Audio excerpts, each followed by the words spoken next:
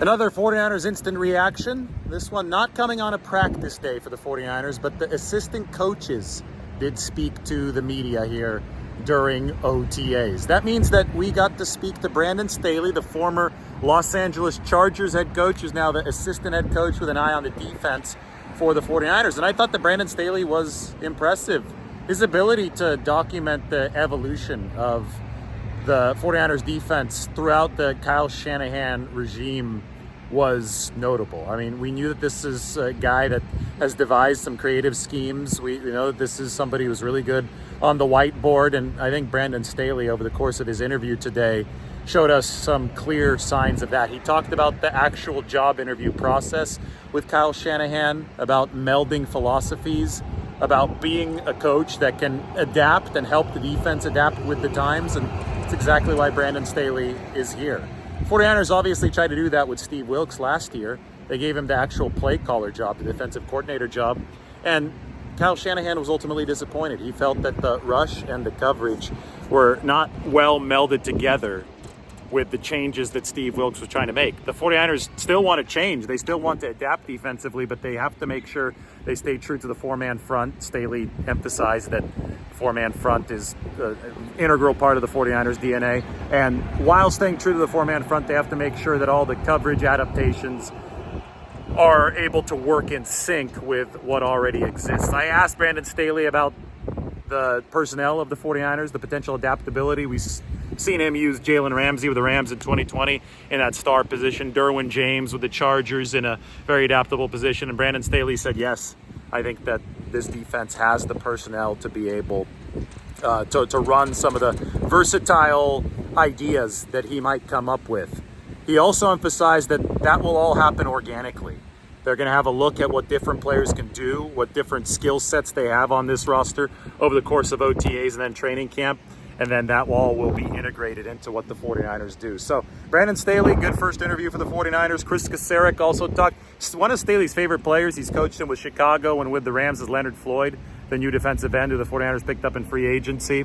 Chris Kocurek, who spoke today, he said that he's talked to Brandon Staley about how to best deploy Floyd. Remember, Floyd is somebody who has played probably more in a two-point stance than a three-point stance in his career. The 49ers are going to do way more three-point stance stuff than two-point stance stuff. But when you talk about defensive evolution, well, first off, back when Dee Ford came to the 49ers in 2019, he had been primarily a two-point stance player.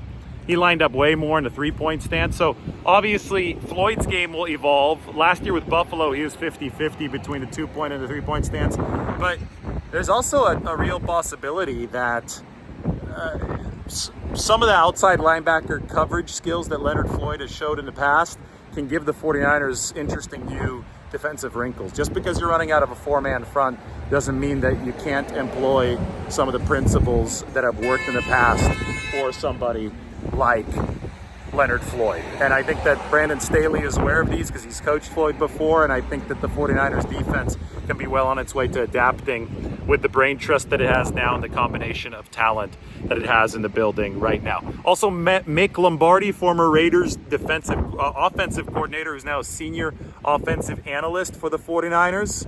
We share the same last name. Mick is excited to be back in the Bay Area. His dad was an executive for the Raiders, Mike Lombardi, back when Mick was in high school. So he actually went to high school in the Oakland area. Brian Fleury, 49ers tight ends coach, does a lot of the run game scheming for the 49ers. Talked about Mason Pline. Mason Pline, who is an undrafted free agent tight end, who was a basketball player exclusively at the start of his college career. I asked Fleury about Pline and the fact that the second play of his highlight tape, he just gets lit up over the middle, but bounces right back up, doesn't let his concentration lapse at all, makes the catch very firmly. I asked Fleury, is that common for somebody who, was a former basketball player to show that kind of toughness? And Fleury said, no, it's not. He said the 49ers have scouted a lot of basketball players at that tight end position, and Pline, he stood out to them with that toughness. He believes that Mason Pline has the physical ability to eventually develop into doing everything the 49ers need at the tight end position. Then there was Clay Kubiak, who's been promoted to pass game specialist from assistant quarterbacks coach. Pass game specialist is actually the same job that Clay's brother Clint Kubiak had last year. Clint Kubiak is now the offensive coordinator of the Saints. Now, Clay and Clint They worked together really closely last year, so it shouldn't be all too big of a change of roles for Clay Kubiak. And this whole offense, just like Christian McCaffrey can catch passes and he can run the football, the coaches are adaptable as well. Adaptability is the name of the game for the 49ers coaching staff, and I think that Clay Kubiak's new role shows that. Brian Greasy also spoke. Check out the video. We'll post that. He spoke on Brock Purdy's development. Always interesting stuff. That's the update. That's the instant reaction here from the 49ers facility. He's, I already said it. There's nothing that I can see physically that's going to limit him from doing everything he asked him to do. He's got the frame. He's got big hands, good hands. From what I can tell, he's got the movement skills to run all the routes.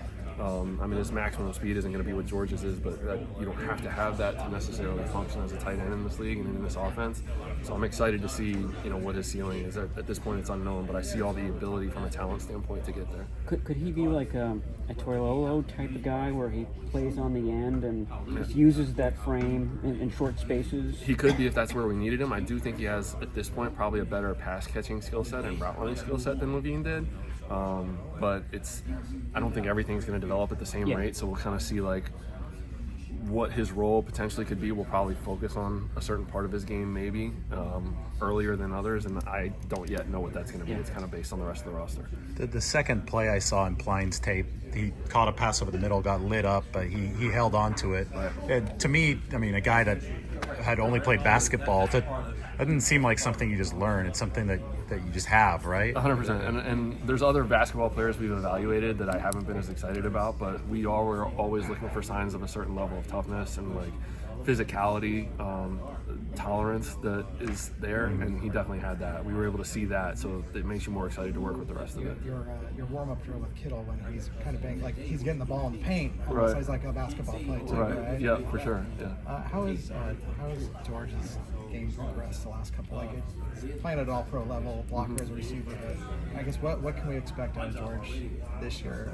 I think he's constantly evaluating in his understanding of the game and some of the little nuances that he can add to routes. We're pretty specific and deliberate about how we want routes run, but I think he has a better understanding of how people are trying to take those away and what he can do to still give himself a potential catch in those situations. Countermeasures. Right.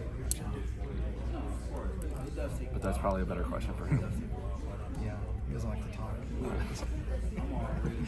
I know Latu's been dealing with the rehab since last year. Has he done anything, been able to do anything specifically to work on some of the drop issues that we did see in training camp? I think he's just going to come in with a fresh start. I think he probably was putting a lot of pressure on himself. Again, you can ask him about that, but I think he's been able to have a mental and physical reset. Obviously, he's rehabbing, and once he gets 100% healthy and cleared to play, then I think we're going to be starting over. And not necessarily from a mental standpoint, because he has been studying, but I think just with the pressure that comes with being a rookie, I think a lot of that will be alleviated, and hopefully we'll be able to see the best version of him come out. And how valuable was the high-stakes action that Braden Willis was able to get last year? I think George even went out toward the end of the Super Bowl, and Braden was in there. Yeah. Do you think that's something that he can use as a springboard for this season? I do. I think he does a great job of preparing and using any opportunity he gets to play as a learning experience, and that showed up early on. Just his evolution from the preseason into some of those early games. He got in against the Giants, and